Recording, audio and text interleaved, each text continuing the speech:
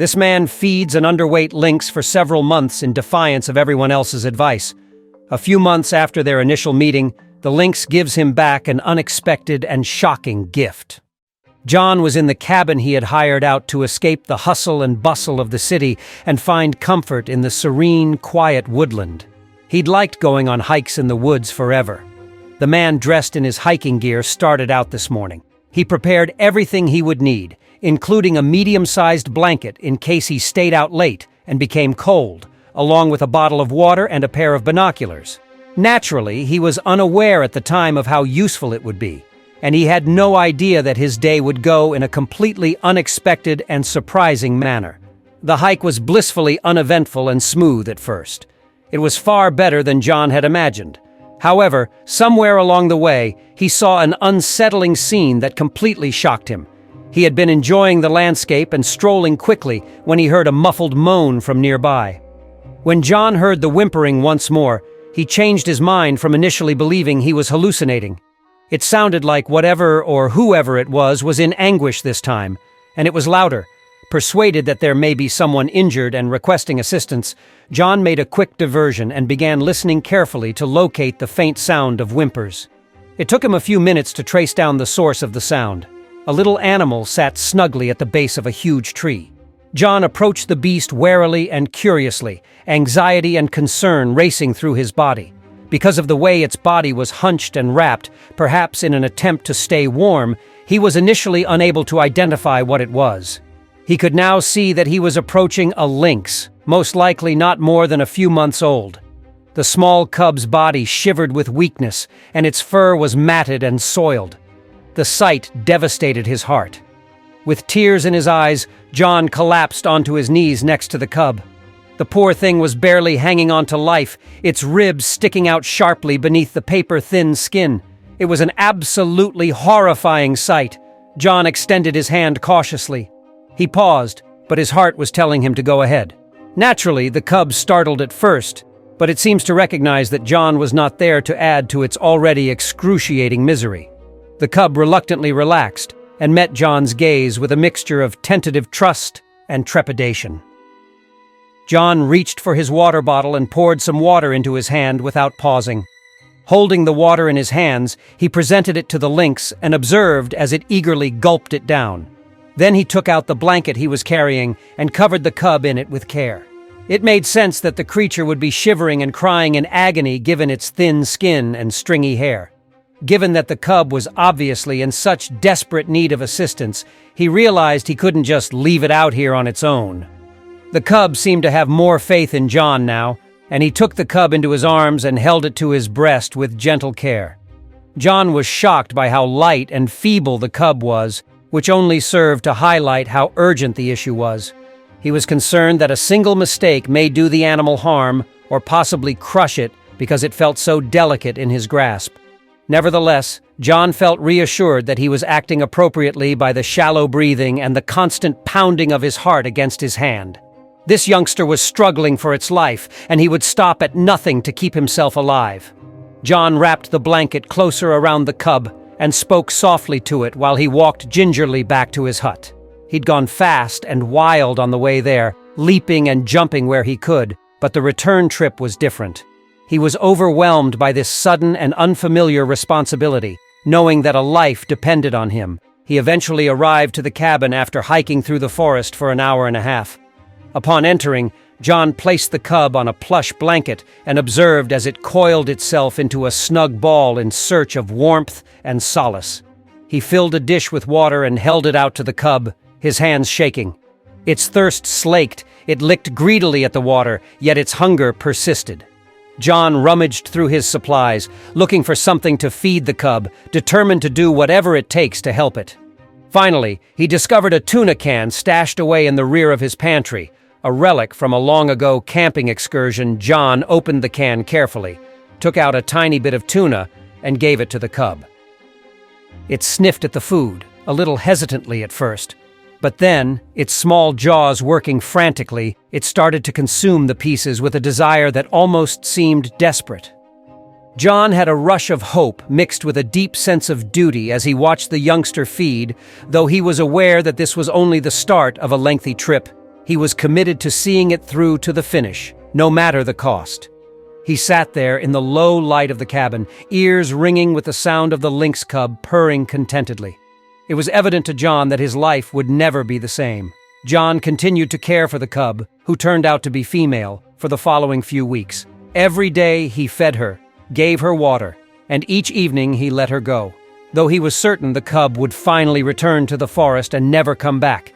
He was nevertheless astonished every day to see her hobbling back to the cabin as if it were her home.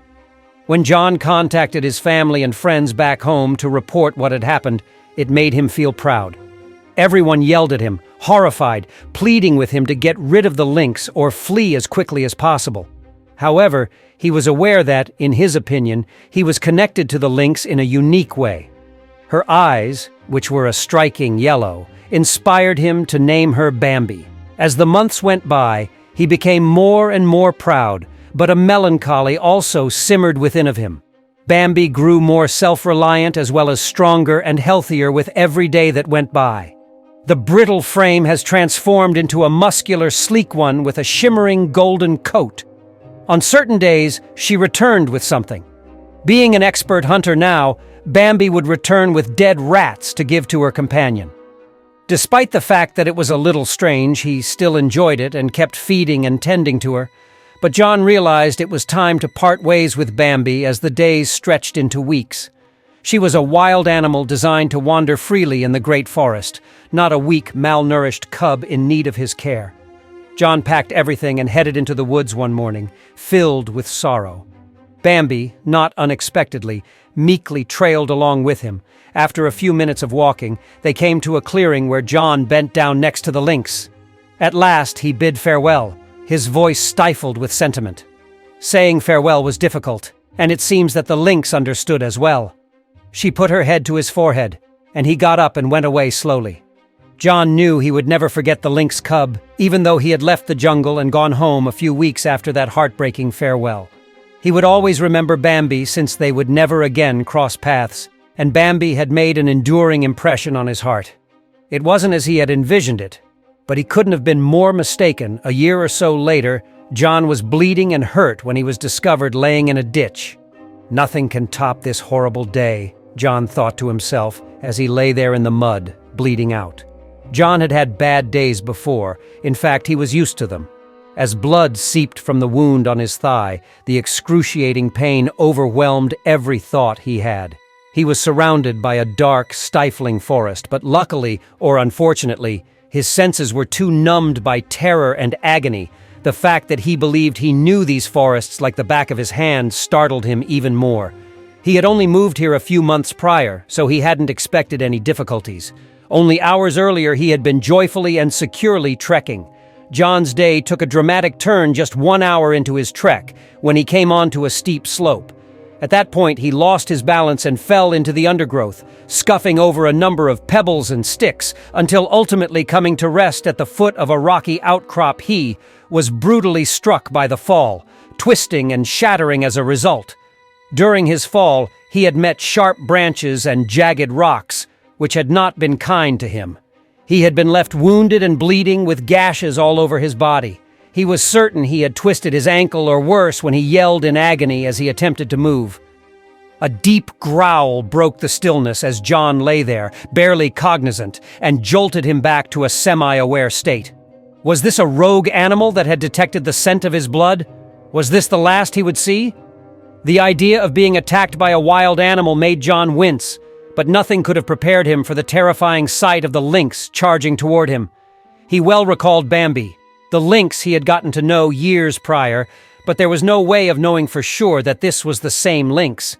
He didn't think a lynx would remember him and then decide not to eat him, even if that was the case. True, he and Bambi had a unique affinity, but even an optimist like him would have been overly optimistic to predict such a fortuitous encounter. John lay there, gasping for air in ragged breaths, frozen in fear, waiting for the impending onslaught. To his surprise, though, the onslaught never materialized.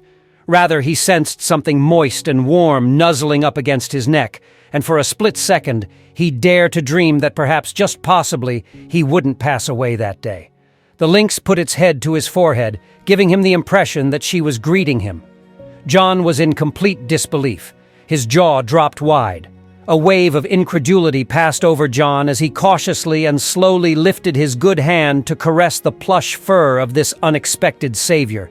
She was the one, Bambi, his adult lynx cub, still very much his companion, but as savage as ever. John's voice was clogged with passion as he uttered her name, tears stinging at the corners of his eyes, and Bambi, as though in reply, leaned her forehead against his, her comfort spoken in silence, a salve to his broken heart. Bambi gave John's jacket hood a light pull, sending a quiet message that it was time to leave. John let himself be pulled from the ditch, gritting his teeth against the agony. He fell in and out of consciousness for a long, painful journey, but when he eventually came to, he was surrounded by a gathering of confused observers, their eyes wide with incredulity. Someone exclaimed incredulously, "Did that lynx just drag him to the side of the road?" John couldn't help but smile a little as he fell back into the warm embrace of darkness. Weeks went by, and John's wounds gradually got better, but he would never forget Bambi's courage. He regretted that he would never get to say goodbye to her, but if their chance meeting was any indication, she still remembered and loved him in the same way that he did. All healed and feeling much better, John looked out at the wide expanse of the landscape in front of him as he sat on his veranda back home. He was overcome with thankfulness for the strange relationship that had saved his life. What a lovely tale of friendship. Have you and a wild animal ever bonded? Tell us in the comments what your favorite portion of the story is. I'll see you in the upcoming video.